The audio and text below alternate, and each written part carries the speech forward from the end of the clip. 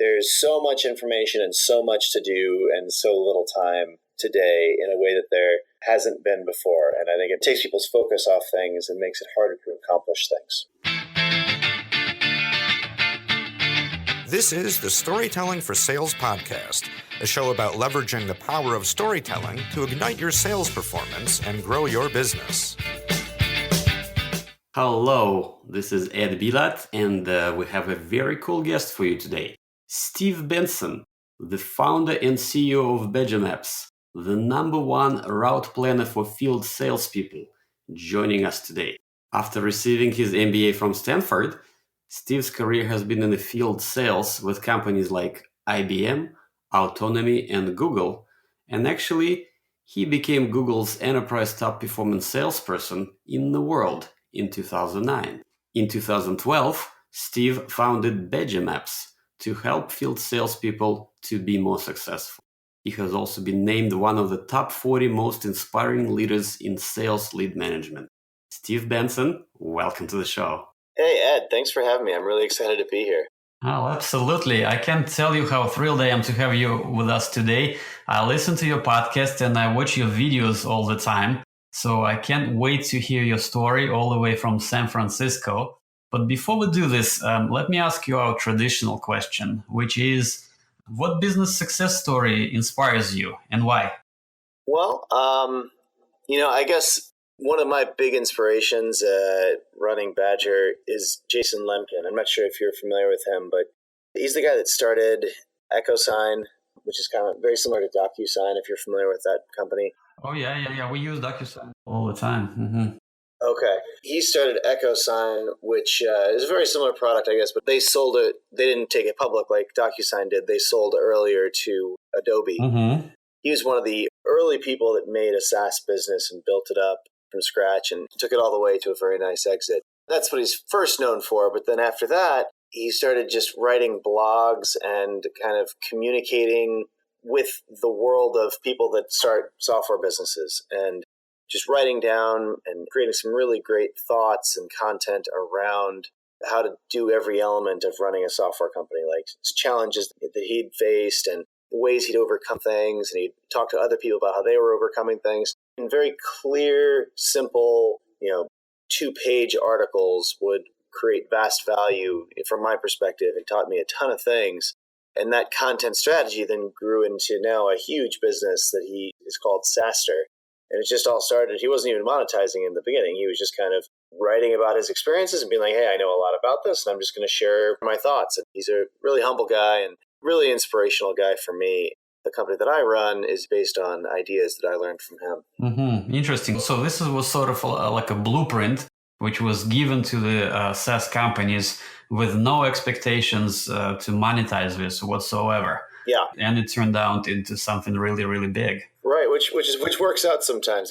I don't actually know if he had the plan to build the whole SaaStr thing on top of what he was starting off with. I actually suspect he just had a blog and was creating content, and then so many people were following it. He was like, oh, I should have a conference. I should, have a product. I should, all the things that they're doing now. But really, it just started out creating great content for what ultimately became his user, software executives. Very cool. Very cool. I love that story. We're going to circle back to that. Let's turn the spotlight at you. As you probably know, and our podcast listeners know, and I think today this would be particularly relevant. I like to use GPS analogy when I'm interviewing my guests, right? You are in this world. I know Maps for sure using GPS. Right. And as you know, in order for the application to locate you, you need at least 3 towers, right? So each tower makes a circle, triangulation technique, and it pinpoints yourself or sales replication precisely. So when I looked at your awesome experience, I see those 3 circles, right? I see sales circle, right? Tower 1. I see true passion for technology industry, which is your circle 2. And I also see your leadership drive, which is circle number 3. So let's talk about all 3 of them, and we'll try to pinpoint Steve Benson in the process. Shall we? Sounds great. All right. Excellent. Circle 1, your sales experience.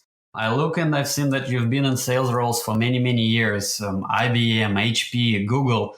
And currently you founder and CEO of Maps. And, which is very unusual for a CEO, you actually host your own podcast, Outside Sales Talk, which I think is awesome. But not many CEOs actually doing this. And not many CEOs actually record sales training videos for their reps. And you do. So how did you even get into the sales world? Well, originally it was because of a friend / mentor of mine. I was in business school at Stanford and looking at a bunch of more, I guess I would call them traditional roles for students coming out of business school, the types of things that most of them do, consulting and finance and jobs like that.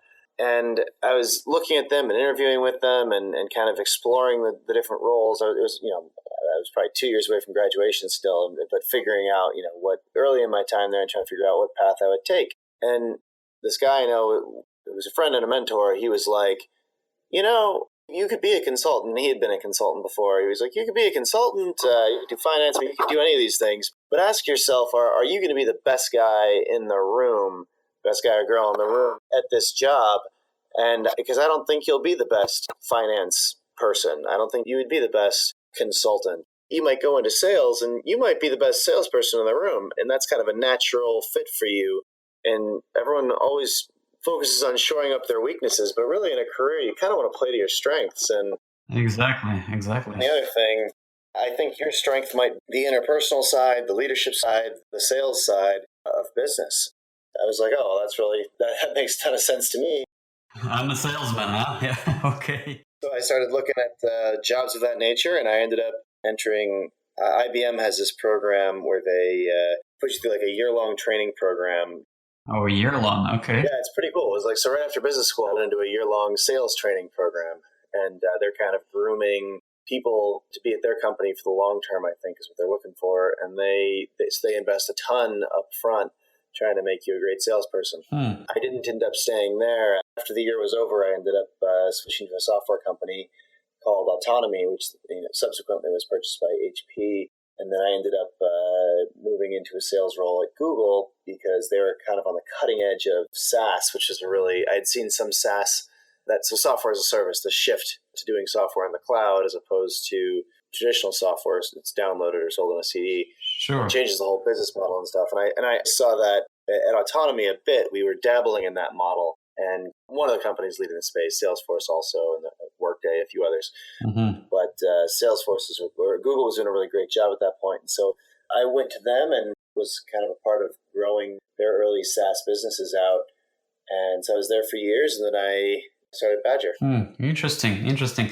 So moving like in your mental space from being a consultant or from being prepared to be a consultant MBA role to the world of sales, what was the major challenge early on, like for sales specifically, when you were going through the training at IBM? Well, I think some of the biggest challenges for people that they run into with sales and learning the career is it's really not anything that's been taught to you before. Like everyone has the natural sales abilities that you learned from when you're a small kid, trying to sell your mom on buying you some sugar cereal at the grocery store. For sure, yeah.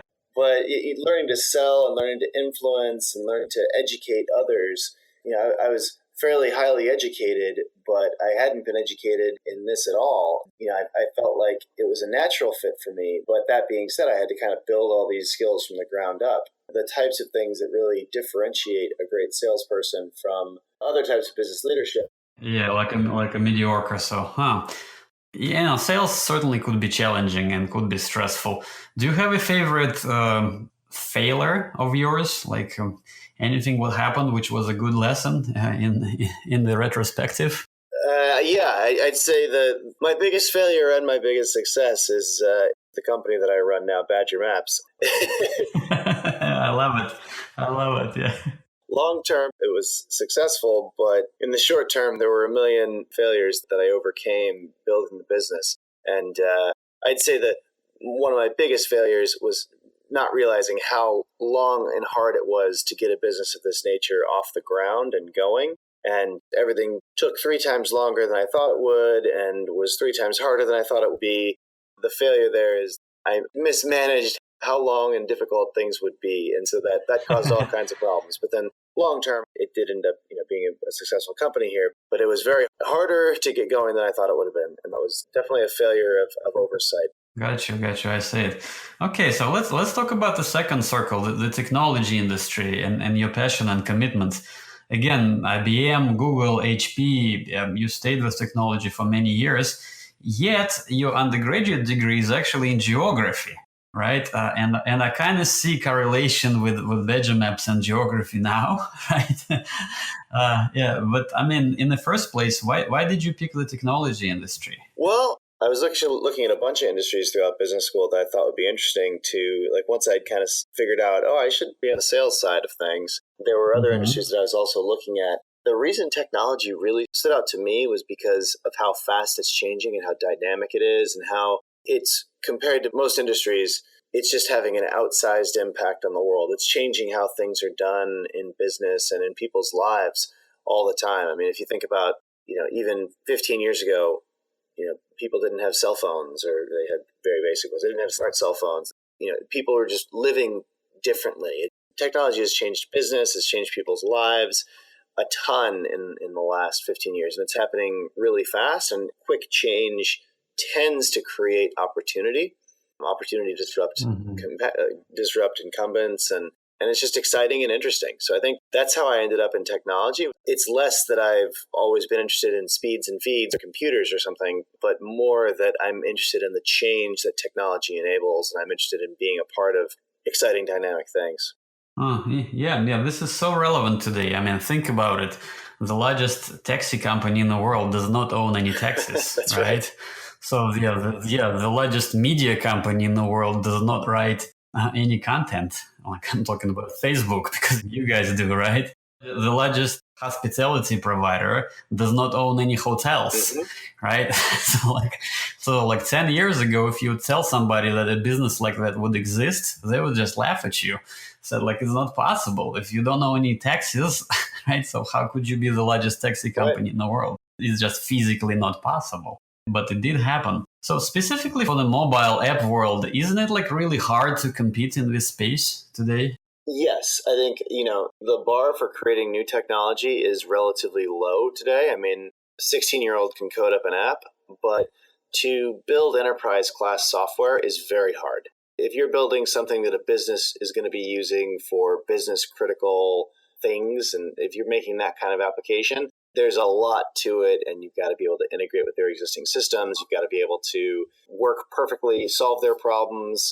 There are a lot of apps. There's a million flashlight apps, and those are easy to build. There are far fewer companies that are building applications successfully and software successfully that it's used in business. There's a lot more today than there used to be. I mean, there's got to be 5,000 companies that make marketing technology and 5,000 that make sales technology. But really, it's hard to compete because there is so much going on and changes so fast. But it's easy in that if you solve a key problem that a large group of people have, you can really create a lot of value with technology very quickly. And so even if it's hard to compete and you've got to be on your game, you can unlock a ton of value for people and therefore create a great business. Yeah, I see your point. Yeah, for sure. So for your customers, like, what type of stories excite them? Like, what do they do with your maps? What do they do with your application? What Badger does is we have an application for field sales teams. So we take their territories, their customers, and we put them on a map for them. We allow them to use our tools to figure out which customers they should focus on. We give them the capability to build routes and schedule out their time when they're in the field and meeting with customers. We provide them with new leads, so we show them where new businesses are. So if you want to make this a real example, think about a company that sells something to dentists. And there are 800,000 dentists or whatever in America. And this company's goal is to let all these dentists know, hey, we have a cool new way of cleaning teeth a little bit better. We have a new thing that does that. So they physically need to go and see those dentists, right? Exactly. And they already have a very large sales team. That's their business, right? So that's what field sales is. Sales that occurs in the field, right? You could also just sell it online. I mean, what if you were a new dental company? You created a really nice website, put your new tool online. Maybe no dentist would show up and find your new tool. So how would you get them to do it? Well, you send out field salespeople. Maybe you'd advertise. You could also use inside sales where you're calling them on the phone. But with certain types of buyers, the best way to get in front of them is by actually going and meeting with them and explaining why your new way of doing something is better, or why what you have is something that they should start using instead of something else. Could be selling wine to restaurants or something. Could be medical devices to doctors or pharmaceutical. So drugs, pharmaceuticals are sold this way. But the point being that we help that kind of salesperson who goes and meets their customers face to face. We help them do a whole bunch of things, and they're a very mobile group of people. Obviously, they're out in the field, and so our software works. It's an application on their phone. It's also works on their computer. We enable them to do a bunch of things. We just solve a bunch of problems that they face. Yeah, interesting. In my early days, I was doing door-to-door sales, right? And I would remember it would be a company van which would drive us to downtown and just dump 5 or 7 people on the street, right? And you have three streets that way and 4 streets that way. And I would take the elevator to the top of the building and then be just walking down the stairs until security will run out, right? Cell phones, right? So it was basically finding anybody who would be interested in the cellular technology, in the wireless. Okay. Right. And I remember once you have an appointment, we always do a T call.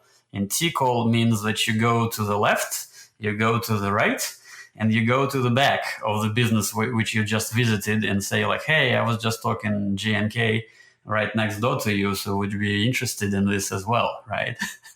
So, I'm sure your software is way smarter for those moves right now. So, because that was very, very basic instinct, and actually based a lot on psychology. How would I feel after that appointment, right? If it was stressful, if they told me to go, I would be very hesitant to go to another location. I would need a cup of coffee or lunch. You get stressed. Yeah. Well, and I think most of the people that we sell to don't usually sell that way. They tend to have more appointments like that.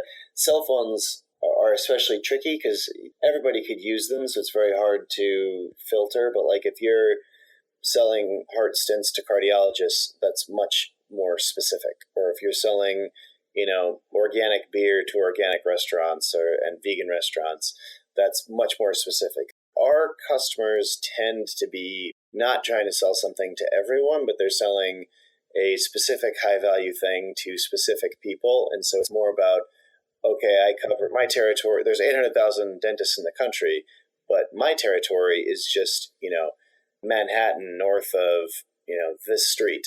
And so there are 500 dentists in this area. And so those are the 500 that I've got to talk to. Or they'll cover Western Kansas or something, and there's 500 dentists there. And so they cover a specific group of people in a specific area. And so a lot of it is about focus and knowing when to follow up with them, when it's a good time, setting meetings, and then being efficient with your time to kind of create value for those customers and not just kind of walk in. And not many of our customers are kind of that early in the sales process where they're just kind of walking in and saying hi. Sometimes we see that, though. We do see that some, but it's especially, in my experience, a hard job if you're selling something that kind of anyone can buy, like water. Water is hard, or cell phones, or anything, insurance, business insurance that every business could buy. So if you walk up and down Main Street, USA, and every single company on the street could buy your thing, it's nice because you have lots of customers, but it's also harder because you have lots of prospective customers. So how do you differentiate yourself? What stories you tell, right? So this is Storytelling for Sales podcast. So that would make a whole lot of the difference. Yeah, well, I think in sales, having a great story that communicates how you help your customers is one of the most important things that you can do. People remember stories. You want to have those success stories about your customers. Like this customer got 50% more meetings, in a month because they started being organized with our product. This customer was able to sell 20% more because of the focus they were able to use and the new leads they were able to get with our product. A key thing is having statistics in your stories if you're in business, have real numbers and real people. If I can tell another dental company that they know and compete with is using our product, I use the dental industry as an example because we have a bunch of customers there. We got our first big customer there a long time ago, but then I was able to go and tell that story to other companies in that industry that don't necessarily sell the same exact thing as them, but also sell things to dentists or doctors. If you can give a very specific example of a specific company unlocking a ton of value because of your product or service, that's really one of the keys to sales, is having that story. Yeah, to have a story with vivid, real details, right? So that's what our brain wants to see. So no, very, very cool. So let's talk about the last circle, the leadership circle, because obviously as the CEO of the company, but you're doing it very interesting, right? So you're not just a leader, you're also a coach and a teammate. When you transition to that role of being a leader, what stories come to mind that actually helped you grow as a leader? Well, I think one of the keys to leadership, I think great leaderships are coaches. And it's interesting that you use that word because that's the word that I like to use too. It's easier for most people to understand like a great athletic coach versus a crappy athletic coach. A crappy athletic coach will tell their basketball team, for example, you got to score more points. That's not being a good coach, to yell at your team and say, you guys aren't scoring enough points. You got to score more points, more baskets. A great coach is someone who is able to pull a player aside and say, hey, I noticed on your crossover dribble on your left hand that you're leading with your foot like this. If we were to switch it to leading with your foot like this, you'd get an extra half step on the defender, and that would allow you to get around him and make the layup. Here's a drill that you can practice, 20 times tomorrow and really ingrain doing it this way instead of that way, and you'll be able to feel that extra step that you're going to be able to get. A great coach identifies problems like that and then brings a solution and helps the person learn and up-level their game. And that's really what I try to do.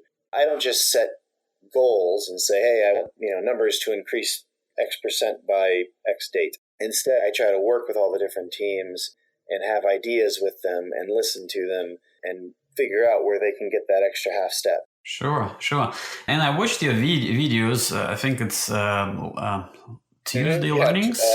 Training Tuesdays, I think we call them. Training Tuesdays, okay. And I love how you did then, for example, like objection handling series. When you take a specific objection, then the customer says, I don't have any money. Like, how do you deal with this? Like, do you just freeze or do you ignore it? What do you do? Because objections will come, like whether we like it or not, objections will come. And if you're not prepared, well, guess what? Like, it's going to be very awkward, especially when they tell you, like, we don't have a budget for it. Right, exactly. In general, if people are interested in this kind of stuff, I have a whole series of videos that I made training people on sales skills, and they're available for free on YouTube.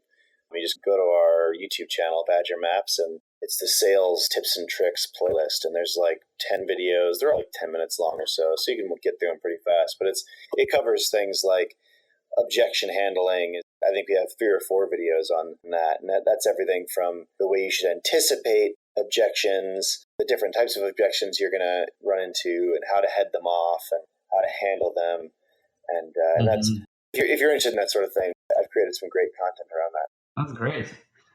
So we will make sure to include the links on this podcast for our listeners. So before we close and it's been a great interview, so thank you for that. So let me ask you our other traditional question.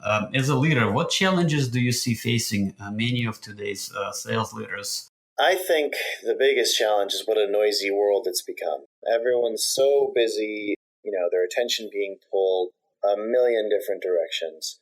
And it makes it harder to get things done, makes it harder to take the next steps. Getting people's attention originally and letting them know, hey, I do X, Y, Z, and it creates value for people like you by doing ABC. Is that interesting to you to learn more about? And getting them aware that a solution like you even exists is one problem because people have so much going on. And this is for a lot of reasons. I mean, for one, productivity per employee has raised a ton over the last 30 years. Pay hasn't really grown for most people, but productivity has. And so we're doing a lot more with less. And that makes people a lot busier. I do also blame technology for the frantic nature of today's world. There's just 17 hoses of information coming at you. Like, I remember when I was a kid, my dad, he would get the Chicago Tribune and read it. That was like his one hose of information. But like that's it. One source. One source, yeah.